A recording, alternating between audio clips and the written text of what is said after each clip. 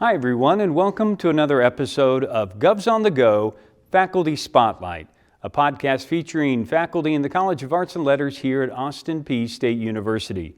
My name is Dr. Buzz Hoon. I'm the Dean of the College. I'm also the host of the podcast. Today I'm talking with Minoa Uffelman, Professor in the Department of History and Philosophy.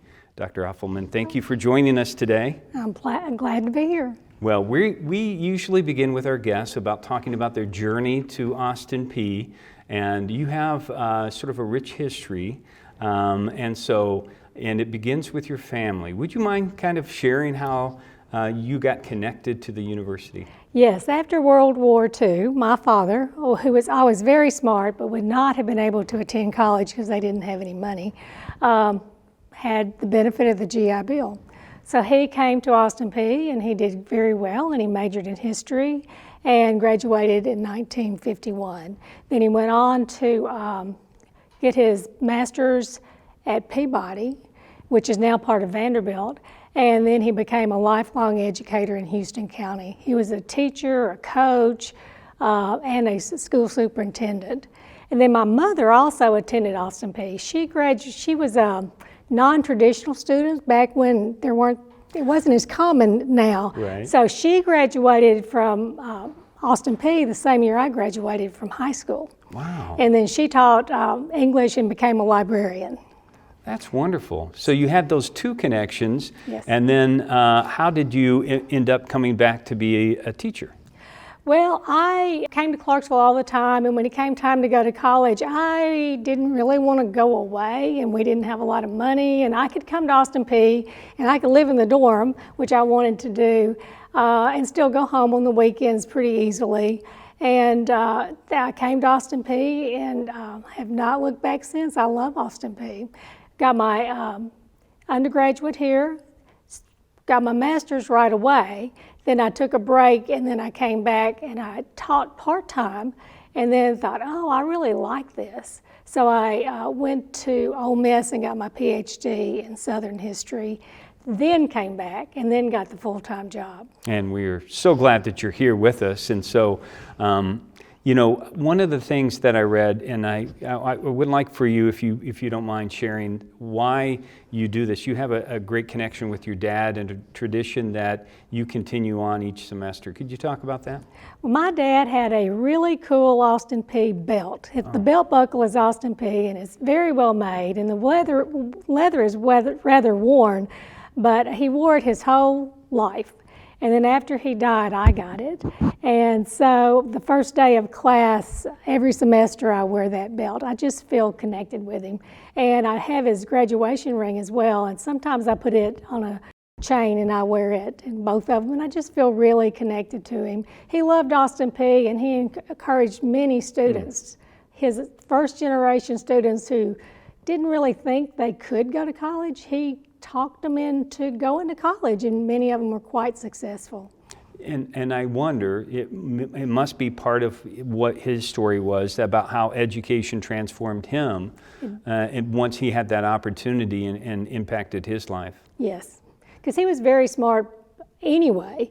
When he was overseas during World War II, he would go sightseeing, go to Westminster Abbey, and he would write letters home to the newspaper. So he already had that curiosity, and he was very smart and a talented writer, but he didn't have the education yet. And Austin Peay gave him that education. So you're continuing the tradition here of being connected with the university, and let's talk a little bit about the classes that you teach, because I always find it interesting. What are some of their favorites, and why do you really like teaching those classes? I teach the U.S. South. I teach the first half and the second half. We divided at the Civil War. and I also teach women's history. So it's a pleasure. It's my favorite topics. So it's always exciting the first day of class to see who's going to be in there and if they're going to be interested. And of course, by the time they're upper division courses, the students have already self-selected. They're choosing my class because they want to learn more about it. So I've never had a bad class. Well, I find that a lot of times in the upper division that just the lecture, the discussion that you have, and when you see that light bulb sort of turn on for somebody about, that's a real blessing for us as teachers that we get to share in it's sort of a learned experience. A teacher high. Yeah, we get a teacher high. And that drives us to do it another semester. One of the great things that you're just a remarkable scholar in your areas that both contribute to what you're, in the U.S. South and the Civil War and also in women's history. So what have you kind of learned during your time and your research and the publications that you've made? What kind of things have you been excited about and that you've written about? I've helped to edit two diaries and one set of letters about the Civil War that women wrote during the Civil War. The women were of different stages in their lives. Nanny Haskins Williams was 16, a teenager, coming of age. Her father, a physician, well off. She had a pretty charmed life other than the fact she was in the war. And that was bad. One of her brothers was taken POW at Fort Donelson and died in camp. So that's her letter, her diary. It was made popular with the Ken Burns series because he quoted her several times. The second one I helped edit was Sarepta Jordan, and she was a working class woman across the river, and both her parents died, and she had a lot harder time of it because she didn't have the resources or the family love that Nanny had. And then the third book that will be coming out, it is about Sarah Kennedy, and she wrote letters to her husband who was away in the Confederacy. He was in the government, and she was married, they were well off, and she owned slaves, and she had 5 kids. So her life was very different, and all these women lived within 5 miles of each other. Wow. But all their lives were very, very different, and they did not interact with each other. So that's been, and I realized that these smart, well-educated women did not have a lot of options then. They couldn't go out and get jobs. We think of teaching as a woman's profession, but it hadn't developed that way yet. It's their children, their daughters who become teachers.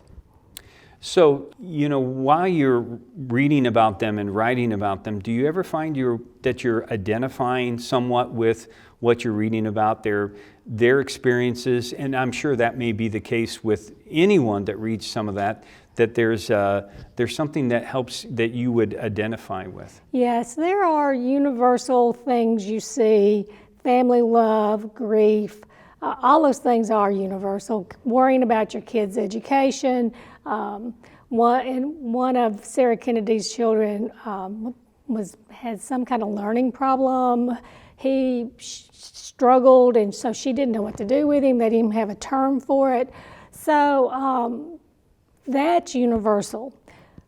What's different is these were women who owned slaves.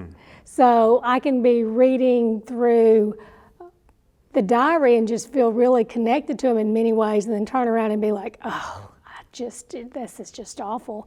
You're an enslaver. This is terrible. So it's all mixed in there together. So are there times when you've got done presenting that and you to other people that they want to learn even more than what you've been able to find about somebody, and they want to know, like, why do you think somebody was so complex in that way? And of course, you probably can't provide all the answers. That's right. That's right. There's one section of the Nanny Haskins diary. She says, I tore out 20 pages that I wish I had kept. Oh, no. And then I said something about that, and afterwards somebody said, what was in those 20 pages? I said, we don't know. She tore them up. They did not survive. I've also given talks where I'm talking about the women owning other people, and they're enslaved, and I can tell people really don't want to hear about that. Mm-hmm. So it's gone the other way. I'm telling them more than they want to hear.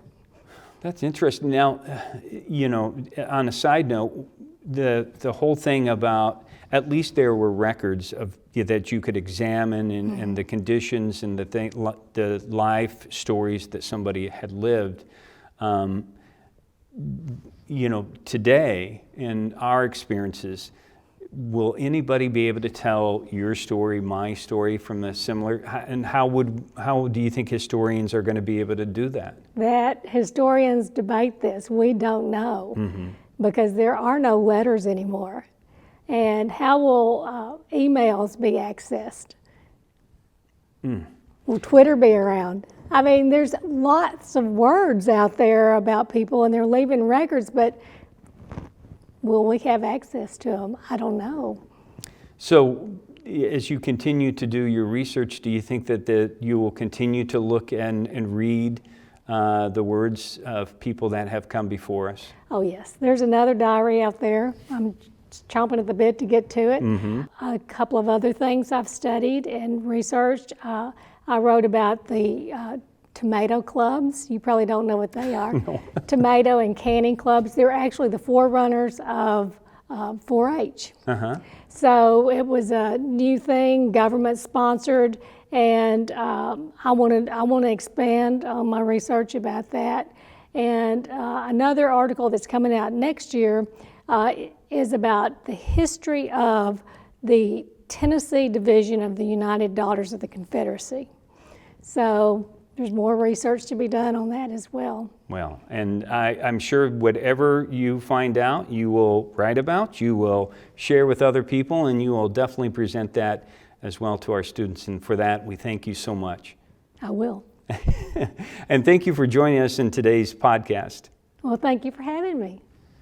And thanks to all of our viewers and listeners out there for joining us. We will continue to profile some of our outstanding professors we have here in the College of Arts and Letters at Austin Peay State University. So until next time, stay safe, take care, and God bless.